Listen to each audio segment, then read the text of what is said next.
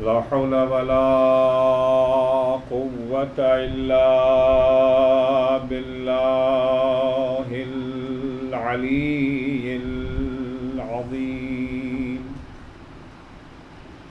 أعوذ بالله من الشيطان اللعين الرجيم. بسم الله الرحمن الرحيم. الحمد لله والصلاة والسلام على رسول الله وعلى آله آل الله، لا سيما بقية الله ولعنة الله على أعدائهم أعداء الله من يومنا هذا إلى لقاء الله. أما بعد فقد قال الله: قل إنما أنا منذر وما من إله إلا الله الواحد القهار. صلوات پڑھنے کی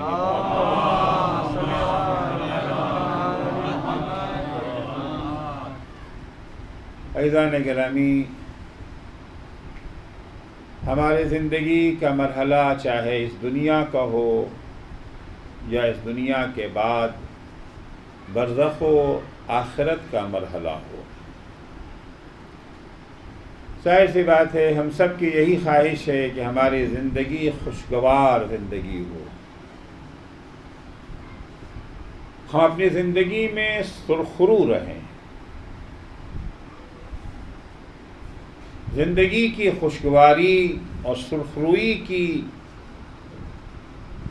بنیاد اور اساس یہ ہے، اس کا انحصار اس بات پر ہے کہ جو انتظام پروردگار نے ہماری زندگی کو خوشگوار بنانے کے لیے کیا ہے، جو سسٹم اللہ نے دنیا و آخرت میں سرخروئی کے لیے معین کیا ہے، اس سسٹم کو ہم فالو کر رہے ہیں یا نہیں کر رہے ہیں۔ اگر ہم نے اس نظام کو، اس سسٹم کو فالو کر لیا، اس کے مطابق اگر اپنی زندگی کو ہم بسر کرتے ہیں تو انشاءاللہ ہم دنیا میں بھی سرخرو رہیں گے اور آخرت میں بھی سرخرو رہیں گے۔ اور اگر خدا نخواستہ اس سسٹم سے انحراف اختیار کر لیا، اس نظام کو نظر انداز کر دیا، اگر ہم نے اللہ کے بنائے ہوئے سسٹم کو ٹھکرا کر کے دنیا والوں کے نظام پر چلنا اگر شروع کر دیا تو خسرت دنیا والآخرہ، دنیا بھی تباہ و برباد، آخرت بھی تباہ و برباد۔ نہ دنیا میں چین اور سکون ملے گا، نہ آخرت میں چین اور سکون ملے گا۔ دنیا میں دولت مل سکتی ہے، اقتدار مل سکتا ہے، شہرت مل سکتی ہے، لیکن انسان کی آرزو اور انسان کی تمنا، انسان کی طلب نہ دولت ہے، نہ شہرت ہے، نہ اقتدار ہے، اس کی اصل خواہش سکون ہے۔ چونکہ تصور اس کا یہ ہے کہ دولت مل گئی تو سکون زندگی میں آ جائے گا، کرسی اگر ہاتھ میں آ گئی، پاور اگر مل گیا تو دل کو سکون مل جائے گا، اس لیے وہ دولت کے پیچھے بھاگتا ہے، اس لیے وہ کرسی کے پیچھے بھاگتا ہے۔ لیکن عزیزو، دولت مل جاتی ہے، اقتدار مل جاتا ہے، پاور مل جاتا ہے، جس چیز کو انسان ترستا رہتا ہے وہ ہے چین اور سکون۔ بظاہر یزید کو کربلا میں سب کچھ مل گیا نا، بظاہر جو مقابلے میں یزید کے تھا، جو یزید کے اقتدار کو چیلنج کر رہا تھا، بظاہر تو یزید نے اسے ختم کر دیا، بظاہر اس نے ان کے کنبے کو اسیر کر کے در بدر پھرا کر کے اپنے خیال میں خود کو عزت بخش دی اور انہیں ذلت سے دوچار کر دیا۔ لیکن یزید کو تاریخ گواہ ہے کہ یزید کو چین نہیں ملا کربلا کے بعد، سونے کے لیے ترس گیا، نیند کے لیے ترس گیا۔ تو جو نظام اللہ نے مقرر کیا ہے وہ نظام توحید کا نظام ہے۔ بنیاد اس سسٹم کی، اساس اس سسٹم کی، فاؤنڈیشن اس سسٹم کی جو ہے وہ توحید ہے۔ اگر توحید ہے انسان کے پاس تو انسان دنیا میں بھی پرسکون رہے گا، آخرت میں بھی پرسکون رہے گا۔ اگر قلب انسان توحید سے مالا مال ہے، پیاسا ہوگا، بھوکا ہوگا، بدن زخموں سے چور ہوگا، مگر اتنا سکون ہوگا کہ پروردگار بھی آواز دے گا، یا ایتھا النفس المطمئنہ ارجعی الی ربک راضیۃ مرضیہ۔ صلوات پڑھیں گے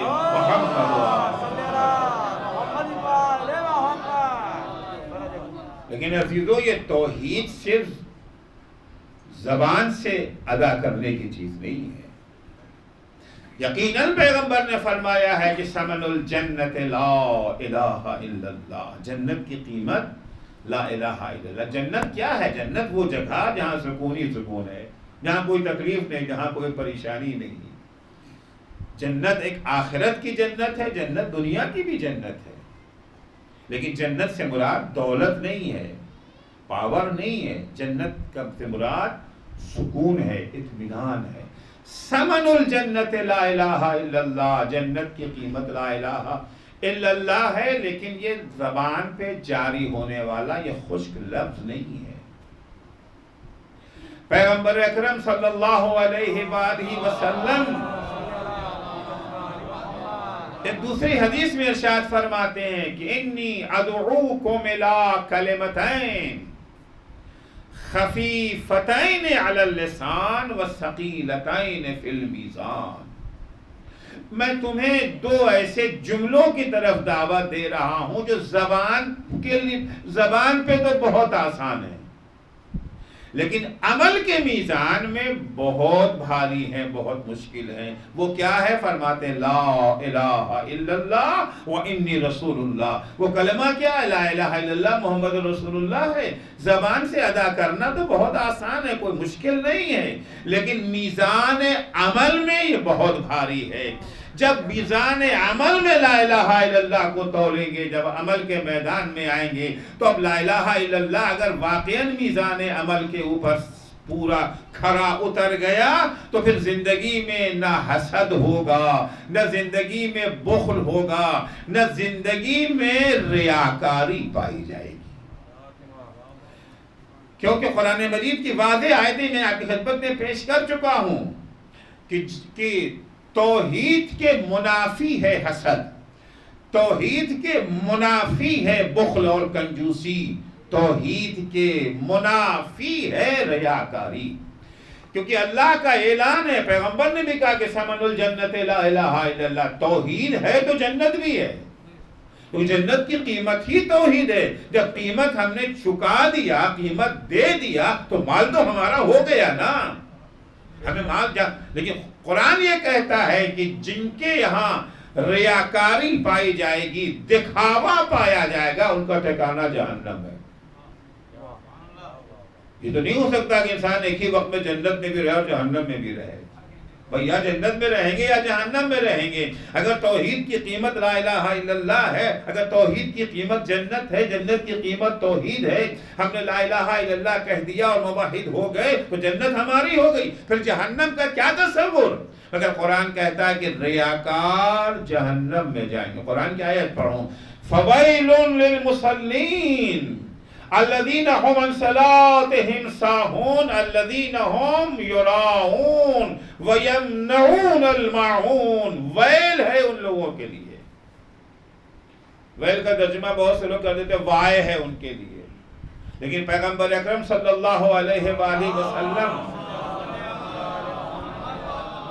میں جو ترجمہ ویل کا کیا ہے وہ فرماتے ویل والویل اسم درکت من درکات جہنم، جہنم کے طبقات میں سے ایک طبقے کا نام ویل ہے، ایک طبقے کا نام ویل ہے، ایک طبقے کا نام غی ہے، ایک طبقے کا نام سقر ہے، الگ الگ نام ہیں، الگ الگ فلور ہیں، الگ الگ طبقات ہیں، ہر طبقے کا نام الگ ہے۔ ایک طبقے کا نام ہے ویل، یہ جہنم کا طبقہ جس کا نام ویل ہے کس کے لیے ہے؟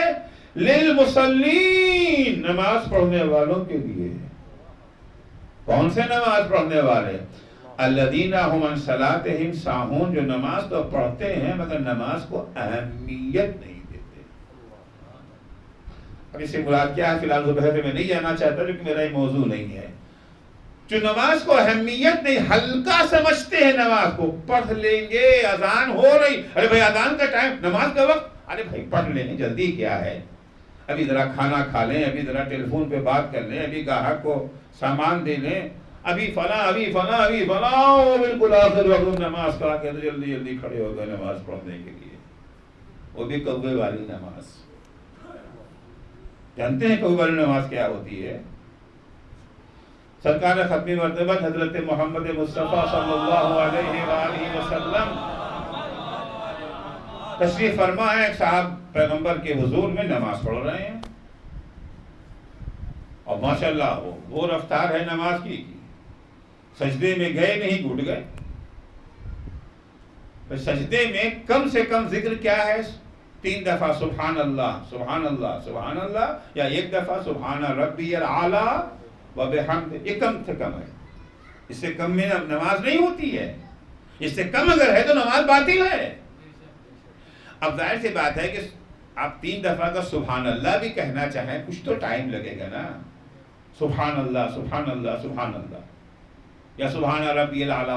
ان کا عالم یہ تھا وہ سجدے میں گئے، ابھی صبح کہا نہیں تھا کہ شام ہو گئی، ابھی صبح کا لفظ نکلا تھا نہیں گھٹ گئے، ارے بھائی کیا ہو گیا؟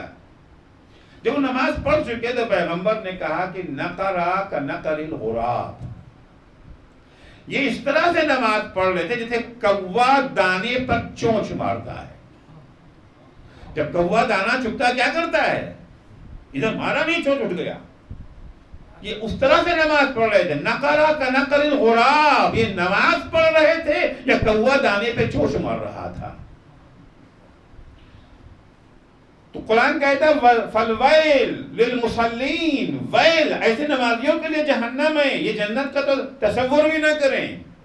فالویل للمصلین الذین هم عن صلاتهم ساہون الذین هم یراؤون، ان کے لیے ویل ہے جو ریاکاری کرتے ہیں، دکھاوا کرتے ہیں، یمنعون الماعون، اور لوگوں کے زندگی کے ضروری سامان کو روک لیتے ہیں، خمس ادا نہیں کرتے، زکوٰۃ نہیں دیتے، ان کے لیے یہ ویل ہے۔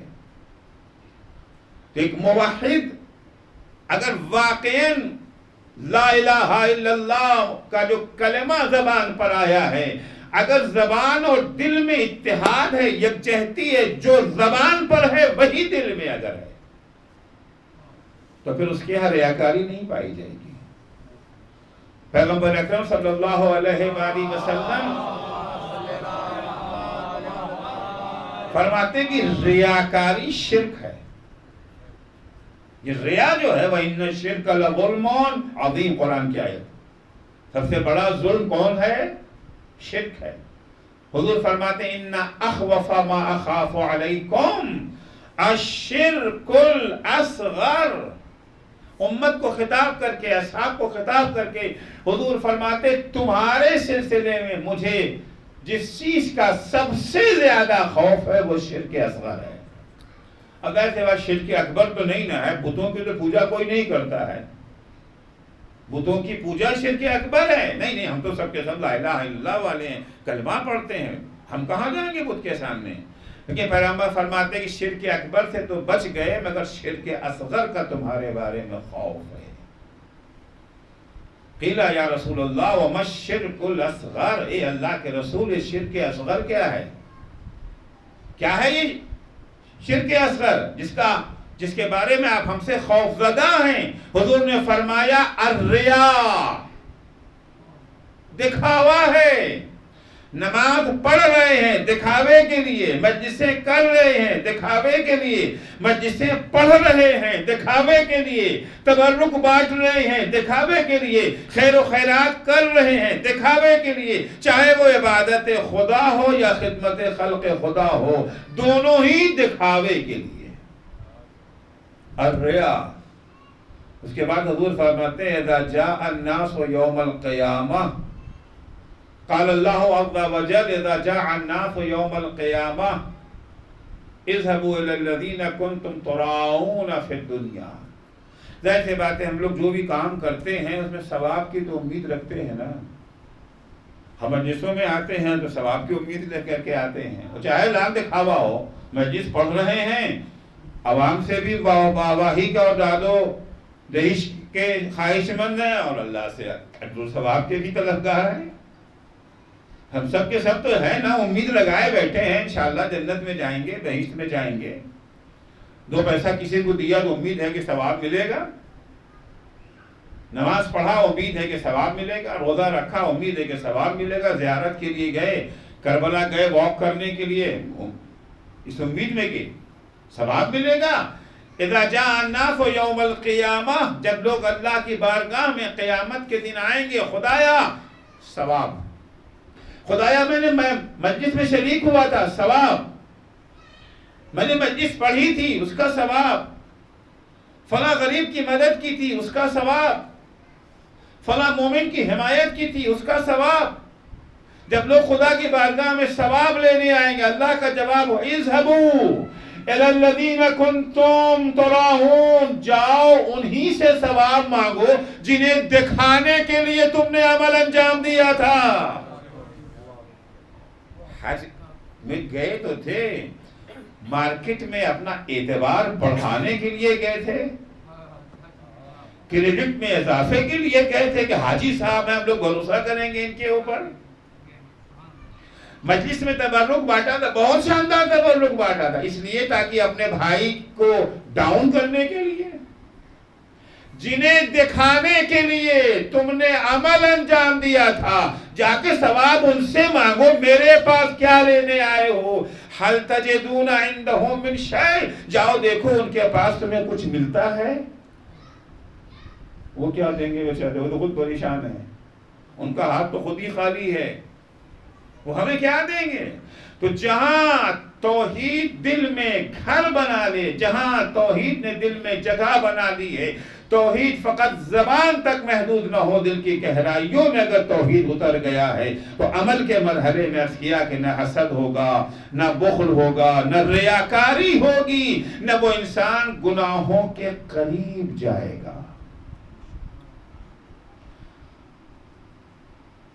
حدیث کا سمجھنا خود ایک فن ہے. آج کل خوب بڑی خطرناک وبا چل نکل گئی، کسی کو کہیں کوئی حدیث مل گئے فوراً وہ جو ہے واٹس ایپ کے اوپر پورا اجتہاد کر ڈالتے ہیں اس سلسلے میں. قرآن مجید کا بھی مزاج یہی ہے اور حدیثوں کا مزاج بھی یہی ہے کہ قرآن مجید میں ایک بات یہاں کہی گئی کہ تشریح دوسری آیت میں ہے. ایک آیت کو صرف دیکھ کر کے آپ چاہیں قرآن کا مفہوم سمجھنے ناممکن ہے. یہی حال حدیثوں کا ہے. ایک بات ایک حدیث میں کہی گئی ہے، اس کی تشریح اور تفسیر دوسری حدیث میں ہے. جب تک ساری حدیثیں آپ کی نگاہ میں نہ ہوں تب تک آپ کسی حدیث کا مفہوم صحیح طریقے سے سمجھنے سے قاصر ہیں. بہت ساری حدیثیں ایسی ہیں، لوگ ایک حدیث کو لے کے مثال کے طور پر من بقا علی الحسین وجبت لہ الجنہ، تو پیغمبر کی حدیث ہے کہ جو امام حسین پہ روئے اس پر جنت واجب ہے. جو روئے، جو اب آپ کہتے ہیں جو روئے، شرابی روئے، جواری روئے، قاتل روئے، غاصب روئے، چور روئے، اچکا روئے، کوئی بھی رو جائے، وہ یہاں پر جو شرط نہیں نہ ہے من بقا علی الحسین، یا دوسرے میں او اب کا او تبا کا، روئے، رلائے یا رونے والے کی صورت بنائے، اس پہ جنت واجب ہے. کوئی شرط نہیں، کوئی کنڈیشن ہے. مومن ہو غیر مومن ہو کچھ بھی ہو، فقط امام حسین پر رو دے. جب کوفے میں اہل بیت کا قافلہ پہنچا تھا تو لوگ روئے تھے کہ نہیں روئے تھے؟ کس پر روئے تھے؟ مظلومیت اہل بیت بھی تو روئے تھے نا، انہی پر روئے تھے، تو ان پر بھی جنت واجب۔ جس وقت امام حسین علی اصغر کو لے کر کے میدان میں آئے اور علی اصغر نے اپنی سوکھی زبان سوکھے ہونٹوں پر پھیرنا شروع کیا، لشکر عمر سعد رویا کہ نہیں رویا؟ کس چیز پہ رو رہا تھا؟ وہ مظلومیت امام حسین پہ رو رہا تھا، مظلومیت علی اصغر پہ رو رہا تھا۔ وجبت الجنت، وہ جنت واجب۔ بہت سارے افراد ہمارے ہیں جو کہتے ہیں نماز وماز کیا ہے، اصلی عزاداری ہے، اصل امام حسین کا غم یقیناً عزاداری امام حسین نعمت عظمیٰ ہے، اس میں کوئی شک و شبہ نہیں ہے۔ اس طرح کے حدیثوں کو دیکھنے کے بعد دو طرح کے لوگ جو ہے سامنے آ جاتے ہیں، کچھ کہتے ہیں یہ حدیث ہی جھوٹی ہے، کچھ کہتے ہیں یہ حدیث، بہت غور سے سنیے گا، کوئی جملہ مس نہ ہونے پائے، بہت ہی حساس موضوع میں نے چھیڑ دیا ہے۔ کچھ کہتے ہیں یہ حدیث ہی جھوٹی ہے، کیونکہ حدیث جب قرآن سے ٹکرا جائے تو پھر وہ حدیث نہیں رہ جاتی، پیغمبر کا قول ہے۔ قرآن کہتا ہے مَن یعمل مثقال ذرۃ شرا یرہ، اور یہاں کہا جا رہا نہیں صاحب آپ کچھ بھی کریں صرف امام حسین پہ رو لیں تو آپ جنت میں چلے جائیں گے، یہ تو قرآن کے خلاف ہے، لہذا یہ حدیث جھوٹی ہے۔ دوسرا نظریہ یہ آتا ہے کہ نہیں حدیث کے مطابق آپ کچھ بھی آپ کو کوئی نیک کام کرنے کی ضرورت نہیں ہے، نہ کسی برائی سے آپ کو بچنے کی ضرورت ہے، صرف اور صرف اگر آپ امام حسین پہ رو لیں آپ کی آخرت آباد، آپ کو جنت میں جانے سے بھی کوئی روک نہیں سکتا۔ کیا واقعی یہی ہے؟ لیکن تیسرا راستہ جو باقی بچتا ہے کہ آپ دوسری حدیثیں بھی تو دیکھیں، تو دیکھیے جنت میں جانے والی حدیثیں بہت ساری ہیں، صرف یہی نہیں ہے کہ امام حسین کو روئے تھے جنت واجب، یہ بھی حدیث میں نے پڑھا ثمن الجنت لا الہ الا اللہ، جنت کی قیمت کیا ہے؟ لا الہ الا اللہ۔ امام حسین کو رو یا نہ رو، اگر کہہ دو لا الہ الا اللہ تو جنت میں چلے جاؤ گے۔ امام حسین کے گلے پہ خنجر پھیر رہا ہے، کہہ رہے لا الہ الا اللہ، جنت میں جائے گا۔ من قال لا الہ الا اللہ دخل الجنہ، جو لا الہ الا اللہ کہہ دے جنت میں جائے گا۔ چور اچکا بدماش کچھ بھی ہو، لا الہ الا اللہ کہہ دیا جنت میں جائے گا۔ اس طرح کے بہت ساری حدیثیں ہیں، لیکن عرض کیا کہ ایک حدیث کو دیکھ کر کے فیصلہ نہیں کیا جا سکتا ہے جب تک کہ دوسری حدیثوں کو نہ دیکھیں۔ ایک جگہ کے اوپر عام بیان کیا جاتا ہے، دوسری جگہ پر اس کی شرطیں بیان کر دی جاتی ہیں۔ چنانچہ یہاں پیغمبر نے کہا ثمن الجنت لا الہ الا اللہ، جنت کی قیمت لا الہ الا اللہ ہے۔ وہاں پیغمبر نے وہاں پر امام صادق نے فرمایا کہ من بکا علی الحسین وجبت لہ الجنہ، جو حسین پہ روئے جنت واجب ہے۔ مگر دوسری حدیثیں کیا کہتی ہیں؟ لا ینال شفاعتنا من استخف الصلاۃ، جو نماز کو ہلکا سمجھے اسے ہماری شفاعت نہیں مل سکتی ہے۔ وہ امام باقر فرماتے ہیں من کان للہ مطیعا فہو لنا ولی ومن کان للہ عاصیا فہو لنا عدو، جو اللہ کا اطاعت گزار ہے وہی ہمارا چاہنے والا ہے، اور جو اللہ کا نافرمان ہے وہ ہمارا دشمن ہے۔ ملائیے دونوں حدیثوں کو، اب کیا معنی نکلے گا؟ اب معنی یہ نکلے گا کہ جو حسین پر روئے، کون حسین پر روئے؟ وہ نمازی ہو جو حسین پر روئے، وہ خدمت گزار خلق جو حسین پر روئے، گناہوں سے دور رکھنے والا اگر حسین پر روئے تو اس پر جنت واجب ہے۔ صلوات پڑھیں گے محمد و آل محمد پر۔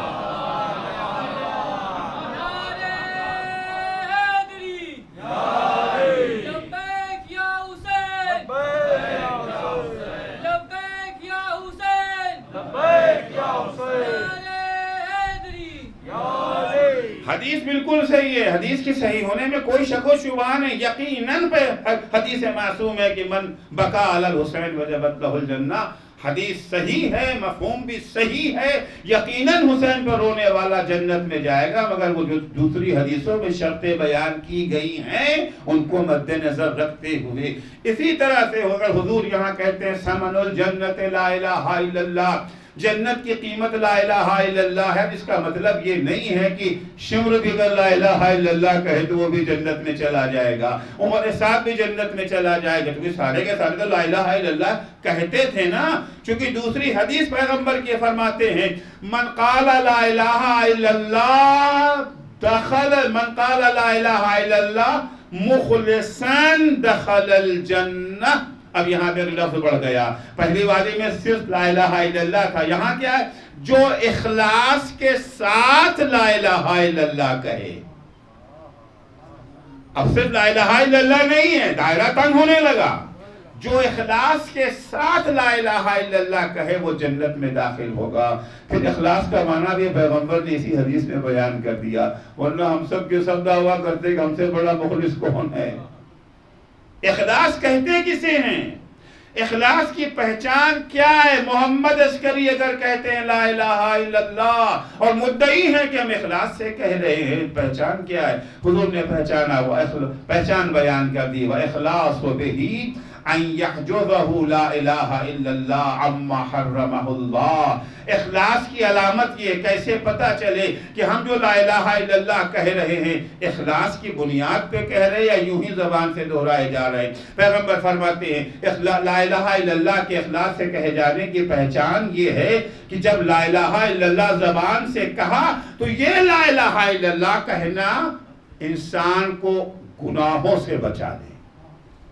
جن چیزوں کو اللہ نے حرام قرار دیا ہے یہ لا الہ الا اللہ اگر ہمیں ان سے بچا لے رہا ہے، اس کا مطلب ہے کہ ہم نے لا الہ الا اللہ کو اخلاص کے ساتھ کہا ہے. اور اگر لا الہ الا اللہ بھی کہے جا رہے ہیں، جھوٹ بھی بولے جا رہے ہیں، لا الہ الا اللہ کے تسبیح پڑھ رہے ہیں، غیبت بھی کیے جا رہے ہیں، لا الہ الا اللہ کے تسبیح پڑھ رہے ہیں، لوگوں کا حق بھی ہڑپ رہے ہیں، بے گناہوں پہ ہاتھ بھی اٹھا رہے ہیں، ظالموں کی کاسہ لیسی بھی کر رہے ہیں، ان کی مدح سرائی بھی کر رہے ہیں، مظلوموں کے خلاف محاذ بھی کھڑا کر رہے ہیں، تو علامت ہے کہ یہ لا الہ الا اللہ تو زبان سے کہہ رہے ہیں، اخلاص یہاں نہیں ہے. لا الہ الا اللہ وہ کیمیا ہے، وہ اکسیر ہے. اگر لا الہ الا اللہ واقعاً خلوص دل سے کہا جائے تو پھر گناہ کا تصور بھی نہیں کیا جا سکتا. رسول خدا صلی اللہ علیہ وآلہ وسلم کہ کچھ اصحاب سفر پہ جا رہے ہیں، راستے میں بھوک لگی. اب اس زمانے میں ہوٹل موٹل تو نہیں نہ ہوتا تھا کہ وہاں جا کے کھانا کھا لیں گے، ریسٹورنٹ میں کھانا. دیکھا کہ صحرا میں چرواہا ہے جو بکریاں چرا رہا ہے، بھیڑ چرا رہا ہے. ایک ساتھی نے دوسرے ساتھی سے کہا بھائی اس کے پاس جاؤ، بکری کا ایک بچہ ایک میمنہ اس سے مانگ لو، اسے لا کر کے ہم لوگ ذبح کریں گے، بھون کے کھا لیں گے، پیٹ ہمارا یہ جو ہے بھر جائے گا، بھوک مٹ جائے گی. ایک صحابی گیا اور جانے کے بعد چرواہے سے کہا بھائی ایک بکری کا بچہ مجھے دے دو، ایک میمنہ ہمیں دے دو. اس نے کہا کہ سرکار یہ جو بکری آپ دیکھ رہے ہیں یہ میری نہیں ہے، میں تو چرواہا ہوں، امانت ہے لوگوں کی، لوگوں نے مجھے امانتاً چرانے کے لیے دیا ہے، میں آپ کو کیسے دے دوں؟ کا دیکھو بھائی تمہاری بکری کے بچے کی قیمت ہے 10 درہم، مارکیٹ ریٹ 10 درہم ہے، ہم تم کو 50 دیے دیتے ہیں، تمہارا جیب بھر جائے گا، ہمارا پیٹ بھر جائے گا، دونوں فائدے میں. چرواہے نے کہا کہ بات تو آپ اچھی کہہ رہے ہیں مگر ایک مشکل ہے. کہا مشکل کیا ہے؟ کہا مشکل یہ ہے جیسے کہ میں نے کہا کہ یہ بکریاں میری نہیں ہیں، مالکوں کی ہیں، انہوں نے امانتاً چرانے کے لیے دیا ہے، اور ان لوگوں کو مجھ پر بڑا بھروسہ اور اعتماد بھی ہے. کیونکہ صاحب نے کہا تھا کہ دیکھو بکری بچہ ہمیں دے دو، جو مالک پوچھے گا تو کہہ دینا بھیڑیا کھا گیا. اور عام طور سے ہوتا رہتا ہے صحرا میں جب لوگ جاتے ہیں بکریاں چرانے کے لیے، بھیڑیے کا حملہ ہوتا رہتا ہے، کوئی نئی بات نہیں ہے. اس نے کہا ہاں آپ نے بات تو اچھی کہی ہے، بات تو پتے کی بتائی ہے، لوگوں کو مجھ پر بھروسہ بھی ہے. اگر میں کہہ دوں گا کہ بکری کے بچے کو بھیڑیا کھا گیا تو کسی کو میری بات پر شک بھی نہیں ہوگا، سب مان بھی لیں گے. مگر ایک مشکل ہے. اگر اس مشکل کو آپ حل کر دیں تو میں آپ کو کہوں مشکل کیا ہے؟ کہا مشکل یہ ہے کہ جب قیامت کے دن اللہ نے سوال کر لیا کہ بکری کا بچہ کیا ہوا تو اس سے بھی کیا کہیں گے؟ بھیڑیا کھا گیا۔ اس سے بھی کہہ سکتے ہیں کہ بھیڑیا کھا گیا۔ اپنے مالکوں کو تو ہم بیوقوف بنا سکتے ہیں، خدا کو بھی خدا سے کہہ سکتے ہیں بھیڑیا کھا گیا۔ یعلم خائنۃ الاعین وما تخفی الصدور، دل کی گہرائیوں میں چھپے ہوئے راز کو بھی اللہ جانتا ہے۔ لرزنے لگے وہ لوگ، ہم 10 سال تک پیغمبر کی بزم میں رہے یہ سیکھ نہ پائے۔ یہ صحرا میں رہنے والا چرواہا، یہ ہے توحید، یہ توحید ہے، یہ لا الہ الا اللہ ہے، یہ وہ لا الہ الا اللہ ہے جو انسان کو گناہوں سے بچا لیتا ہے۔ عزیزو، اپنی ڈکشنری سے یہ الفاظ ہمیشہ کے لیے نکال دیں، ارے اللہ کریم ہے معاف کر دے گا، اللہ کریم ہے معاف کر دے گا، اور اسی کے سہارے ہم گناہ پہ گناہ کرتے جاتے ہیں۔ یقیناً اللہ کریم ہے، شرط ہے توبہ، شرط ہے توبہ، البتہ توبہ نصوح، نہ کہ ہر توبہ۔ یقیناً ان اللہ یغفر الذنوب جمیعا، توبہ کی صورت میں اللہ سارے گناہ معاف کر دیتا ہے، لیکن توبہ کیے بغیر ہم یہ اپنے جگہ طے کیے بیٹھ جائیں کہ اللہ سارے گناہ کو معاف کر دے گا۔ معاف کیجئے، قرآن کے خلاف تو فتویٰ بھی نہ دیا جا سکتا۔ قرآن واضح لفظوں میں کہہ رہا ہے، صاف صاف لفظوں میں قرآن کہہ رہا ہے کہ حسد کرنے والا اتنا خطرناک انسان ہے کہ خدا پیغمبر سے بھی کہتا اس کے شر سے اپنے کو بچائیے گا۔ بخیل کے بارے میں قرآن واضح لفظوں میں کہہ رہا ہے، الذین یکنزون الذھب والفضة ولا ينفقونها فی سبیل اللہ فبشرهم بعذاب علیم، انہیں دردناک عذاب کی بشارت دے دو۔ ریاکاروں کے لیے قرآن واضح لفظوں میں کہہ رہا ہے کہ ہم انہیں جہنم میں بھیجیں گے، ویل ان کا ٹھکانہ ہے۔ تو قرآن کے خلاف تو ہم نہیں کہہ سکتے ہیں نا، کہ قرآن کہتا ہے کہ بخیل جہنم میں جب، ہم کہتے ہیں کہ نہیں اللہ کریم ہے معاف کر دے گا۔ قرآن کہتا ہے حاسد جہنم میں جائے گا، ہم کہتے ہیں اللہ کریم ہے اللہ معاف کر دے گا۔ قرآن کہتا ہے کہ ریاکار کا ٹھکانہ ویل ہے، اور ہم کہتے ہیں اللہ کریم ہے اللہ معاف کر دے گا۔ یعنی ہم قرآن سے بڑھ کر کے ہو گئے ہیں، قرآن کے مقابلے میں ہم گفتگو کر سکتے ہیں۔ جہاں توحید ہو، یقیناً توحید دنیا اور آخرت میں سرخروئی کا باعث ہے، شرط یہ ہے کہ توحید دل میں جگہ بنائے، کیونکہ اللہ کا تعلق زبان سے نہیں ہے، اس کا رشتہ دل سے قائم ہوتا ہے۔ قیامت کے دن سزا اور جزا زبان پہ نہیں ہے، دل پر ہے۔ قرآن کی آیت ہے کہ یوم لا ینفع مال ولا بنون الا من اتی اللہ بقلب سلیم۔ قیامت کے دن نہ مال کام آئے گا، نہ اولاد کام آئے گی، کام اگر آئے گا تو قلب سلیم کام آئے گا۔ امام محمد باقر علیہ السلام فرماتے ہیں، قلب سلیم سے مراد وہ دل ہے جس میں خدا کے سوا کچھ نہ ہو، جس میں خدا کے سوا کچھ نہ ہو، اسے کہتے ہیں قلب سلیم۔ عزیزو، جب کسی کو تحفہ پیش کیا جاتا ہے تو تحفہ اس کے شایان شان دیا جاتا ہے نا۔ اب کس کے پاس تحفہ لے کے جا رہے ہیں؟ آپ مثال کے طور پر ہمارے پاس آئے ہیں کوئی تحفہ لے کر کے، تحفے میں کیا لائے ہیں؟ یہ جو ہے گٹار لے کر کے آئے ہیں۔ ہمیں آپ یہ جو ہے اس کا تحفہ تو نہیں نہ پیش کریں گے۔ جسے تحفہ دیا جاتا ہے اس کی شان کے مطابق تحفہ دیا جاتا ہے۔ تاریخ میں ہے کہ جناب یوسف مصر کے گورنر بن گئے، مصر کے حاکم بن گئے، فرما روا بن گئے، تو ان کے دوست احباب ان کے پاس گئے مبارکباد دینے کے لیے، اور سب اپنے ساتھ کچھ نہ کچھ تحفہ لے کر کے گئے ان کے لیے۔ ایک ان کا بڑا قریبی دوست تھا، وہ نہیں آیا، وہ نہیں آیا۔ جناب یوسف کو بھی فکر تھی کہ وہ نہیں آیا، جس کے آنے کے سب سے پہلے امید کی جا رہی تھی، وہی نہیں آیا. کچھ مدت کے بعد وہ دوست آیا اور آنے کے بعد اس نے کہا کہ آپ سوچ رہے ہوں گے کہ میں اتنی مدت کہاں تھا, سب نے آپ کی خدمت میں تحفہ پیش کیا مگر میں نے آپ کو کوئی تحفہ نہ دیا. وجہ یہ ہے کہ میں مصر کے بازار میں نے بہت ڈھونڈا, ایسا تحفہ جو آپ کی شایان شان ہو مجھے ملا ہی نہیں.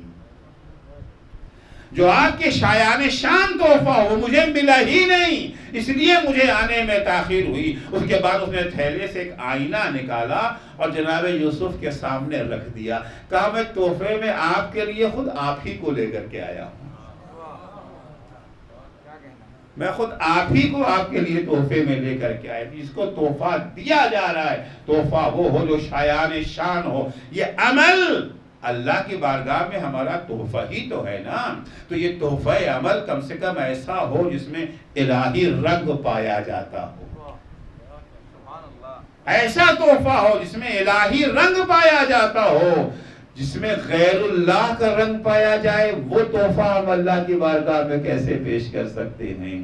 عمل وہ ہو جس کے اندر الہی رنگ ہو. الہی رنگ اگر پایا جاتا ہے تب تو اس کی قیمت ہے, ورنہ قیمت نہیں ہے. عزیزو, اللہ کی بارگاہ میں عمل کو کمیت کے لحاظ سے نہیں تولا جائے گا, کیفیت کے لحاظ سے تولا جائے گا. بہت سے لوگوں نے جنگیں کی, بہت سے لوگوں نے جہاد کیا راہ خدا میں, مولائے کائنات نے بھی جہاد کیا راہ خدا میں, لیکن وہ سند کسی کو نہ ملی جو مولائے کائنات کو پیغمبر نے دی. پیغمبر فرماتے ضربت علی یوم الخندق افضل من عبادت الثقلین. خندق کے دن علی کی ایک ضربت ثقلین کی عبادت سے افضل ہے. علی سے پہلے بھی لوگوں نے جہاد کیا ہے, علی کے بعد بھی لوگوں نے جہاد کیا ہے. خود قرآن مجید علی سے پہلے والوں کی جہاد کی تعریف بھی کر رہا ہے. وَكَأَيٍّ مِّن نَبِيٍّ قَاتَلَ مَعَهُ رِبِّيُّونَ كَثِيرٌ فَمَا وَهَنُوا لِمَا أَصَابَهُمْ فِي سَبِيلِ اللَّهِ وَمَا ضَعُفُوا وَمَا اسْتَكَانُوا وَاللَّهُ يُحِبُّ الصَّابِرِينَ. کتنے ہی نبی ایسے تھے جن کے ہمراہ, جن کی معیت میں, جن کا ساتھ دینے کے لیے بہت سارے ربانیوں نے جنگ کیا, جہاد کیا. اتنا مخلصانہ جہاد انہوں نے کیا کہ راہ خدا میں جو مصیبتیں انہیں پیش آئیں, مصیبتوں نے انہیں کمزور نہیں بنایا, نہ انہوں نے کمزوری دکھائی, نہ انہوں نے میدان سے فرار اختیار کیا, ڈٹے رہے میدان میں. اور اللہ ان ڈٹے رہنے والے مجاہدوں کو دوست رکھتا ہے. اس کے باوجود وہ شرف انہیں نہ ملا جو مولائے کائنات کو ملا. کس کی ضربت کو کہا گیا ہے کہ ثقلین سے افضل ہے؟ کیوں پیغمبر نے مولا کائنات کی ایک ضربت کو ثقلین کی عبادت سے افضل قرار دیا؟ بقیہ مجاہدوں کے بارے میں یہ بات نہیں کہی گئی، کیونکہ جو اخلاص کا لیول و درجہ مولا کائنات کے ہاں پایا جاتا تھا وہ کسی اور کے ہاں نہ تھا۔ ایک صلوات پڑھیں گے محمد و آل محمد۔ قیمت عمل جو ہے اس کی بنیاد وہی وہ اخلاص ہے۔ عمل آسان ہے، اخلاص پیدا کرنا مشکل ہے۔ امام جعفر صادق علیہ السلام کی حدیث ہے، فرماتی ابقاء العمل حتی یخلص اشد من العمل۔ عمل میں اخلاص پیدا کرنا خود عمل سے کہیں زیادہ مشکل ہے۔ پھر امام فرماتے ہیں اخلاص کا مراد کیا، کس چیز کو اخلاص کے بعد؟ اخلاص اللہ تريد ان يحمدك على ما فعلت غیر اللہ۔ اخلاص یہ ہے کہ تم نے جو کام کیا ہے اپنے اس کام پر اللہ کے سوا کسی اور سے تعریف کی امید مت رکھو۔ اگر تم مجلس پڑھ کر کے خطابت کے دوران عوام سے واہ واہ کی امید رکھتے ہو تو اخلاص نہیں ہے۔ آپ نے یہ جو ہے مجلس کا اہتمام کیا، پروگرام کیا، تبرک بانٹا، خوب اچھا سا تبرک بانٹا، اور توقع یہ ہے کہ لوگ تعریف کریں۔ آپ خدمت خلق کے لیے میدان میں آ گئے، قوم کی حمایت کے لیے، قوم کے دفاع کے لیے آ گئے، مگر قوم نے آپ کو گھاس نہ ڈالی، اب آپ ناراض ہو گئے، خفا ہو گئے۔ نہیں بتاؤ، اتنا ہم نے اس قوم کے لیے کیا، قوم نے ہمیں یہ اس کا صلہ دیا۔ اس کا مطلب ہے کہ آپ کے ہاں اخلاص نہیں ہے۔ اخلاص کی پہچان امام بیان فرماتے کہ خدا کے سوا کسی اور سے تمہیں تعریف و تمجید کی توقع نہ ہو۔ عزیزو، اگر یہ اخلاص کربلا والوں کے پاس نہ ہوتا نا تو یہ کربلا وجود میں نہ آتی، یہ کربلا وجود میں نہ آتی۔ خدا حسین میں میدان کربلا میں کس کے لیے آئے تھے؟ قوم ہی کی تو جو ہے فلاح و بہبود کے لیے آئے تھے، میدان میں کاہے کے لیے آئے تھے؟ قوم کی سرخروئی کے لیے آئے تھے، قوم کو نجات دلانے کے لیے آئے تھے، قوم کو سیدھا راستہ دکھانے کے لیے آئے تھے، قوم کو جہنم سے بچا کے جنت کا راستہ دکھانے کے لیے امام حسین آئے تھے۔ اور قوم نے کیا سلوک کیا امام حسین کے ساتھ؟ کیا سلوک کیا؟ امام حسین تو جانتے بھی تھے نا کہ قوم کیا سلوک کرے گی۔ ہماری ہم کی جگہ ہوتے تب تو چپ چاپ بیٹھ جاتے گھر میں، بھیا یہ قوم اس لائق نہیں جس کے لیے کچھ کیا جائے۔ کربلا اگر وجود میں آئی اس لیے آئی کہ ان کے عمل صرف اور صرف خدا کے لیے تھا، صرف اور صرف خدا کے لیے۔ وہ آخری لمحہ امام حسین کا، وہ آخری لمحہ اور وہ آخری جملے جو امام حسین کے اس وقت ادا ہوئے ہیں جب شمر سینے پہ سوار تھا، گلے پہ خنجر رکھا تھا، 1900 زخم تنے چاک چاک پر۔ اس وقت امام کا جملہ کہ الہی جئت ہونا لتکون عنی راضیہ، خدایا میں یہاں اس لیے آیا ہوں کہ تو راضی ہو جائے۔ یہ ساری مصیبتیں، یہ ساری مشکلیں اس لیے نہیں ہے کہ آنے والی نسلیں ہمیں یاد کریں گی، ہمارے مجلسیں منعقد کریں گی، ہمارا ماتم کریں گی، ہمیں خراج عقیدت پیش کریں گی۔ نہیں نہیں، یہ حسین کے دل کی آرزو نہیں ہے، یہ تو خدا کا تحفہ ہے حسین کے لیے۔ آج اگر ہم حسین کو یاد کرتے ہیں یہ اللہ کا عطیہ ہے حسین کے لیے، کیونکہ قرآن کا بیان ہے الذین آمنوا وعملوا الصالحات فیجعل لهم الرحمن ودا، جو ایمان کے ہمراہ عمل صالح بجا لاتے ہیں اللہ ان کی محبت دلوں میں ڈال دیتا ہے۔ امام حسین نے قربانی اس لیے نہیں دی تھی کہ لوگ انہیں یاد کریں، زندہ باد حسین کے نعرے لگائے جائیں، لبیک یا حسین کہا جائے، نہیں، حسین نے تو قربانی دی ہے رضائے خدا کے لیے۔ اب چونکہ حسین نے رضائے خدا کے لیے قربانی دی ہے، یہ خدا کا تحفہ ہے حسین کے لیے۔ حسین تم نے اپنا سب کچھ ہمارے لیے قربان کر دیا، رہتی دنیا تک تمہارا نام ہم قائم کر دیں گے۔ آج جگہ جگہ اگر حسین کو یاد کیا جاتا ہے، حسین اور ان کے ساتھ جو 72 شہید ہوئے یا جو اسیر کیے گئے، سب کے ہاں ایک ہی چیز جو ہے مشترک ہے، وہ ہے اخلاص، وہ ہے رضائے خدا، وہ ہے خوشنودی خدا۔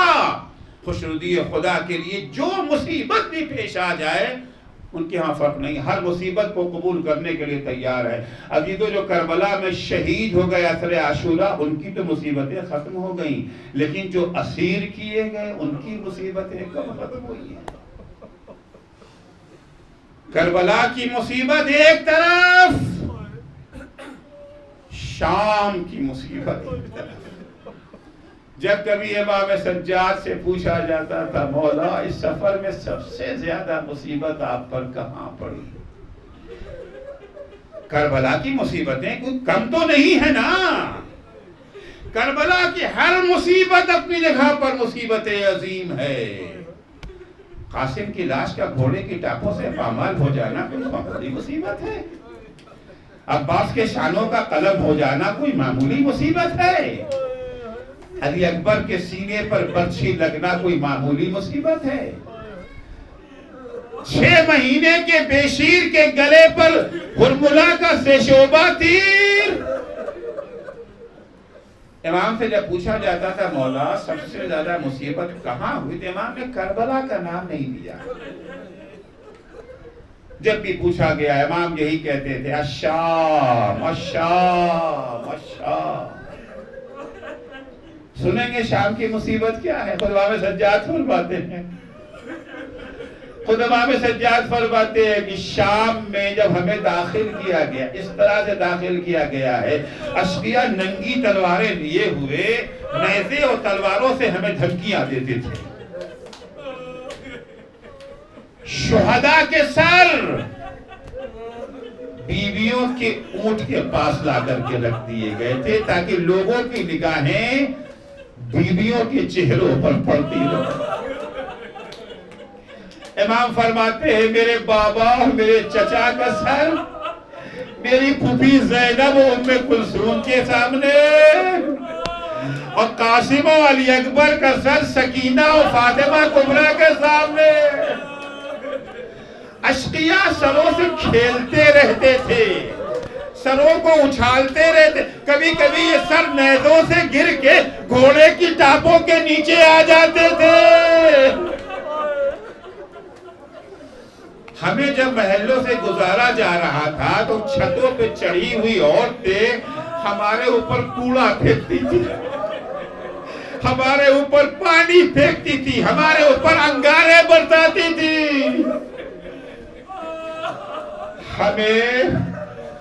ہمیں شام میں یہودیوں کے محلے سے گزارا گیا اور یہ اعلان کیا گیا یہی ہیں جنہوں نے خیبر و خندق میں تمہارے بزرگوں کو مارا ہے، ان سے جتنا انتقام لینا ہو لے لو، آج ان کا کوئی احترام نہیں ہے۔ اجرکم اللہ۔ شام کوئی معمولی مصیبت نہیں ہے، صبح سے شام ہو گئی گھماتے گھماتے، رات میں یزید کے دربار میں داخل کیا گیا۔ امام فرماتے ہیں یزید کے دربار کے 7 دروازے تھے، 7 دروازوں سے گزر کے تب اندر پہنچا جاتا تھا۔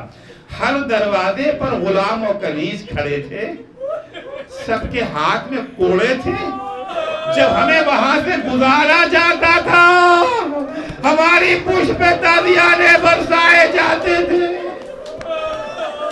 ہمیں اس طرح سے داخل کیا گیا دربار میں، رسی کا ایک سرا میری گردن میں، رسی کا ایک سرا میری پھوپھی زینب کی گردن میں، بیچ میں بقیہ سارے اسرا، اس میں 4 سال کی سکینہ بھی ہے۔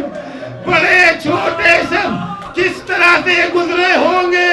امام فرماتے تھے ہمیں دروازے سے گزارا جا رہا تھا، ہم پہ کوڑے برسائے جا رہے تھے، پہلا دروازہ، دوسرا دروازہ، تیسرا دروازہ، جب 7ویں دروازے سے ہم گزرے میری پھوپھی زینب پر اتنے تازیانے برسائے گئے، پھوپھی بے ہوش ہو کر کے گر گئی۔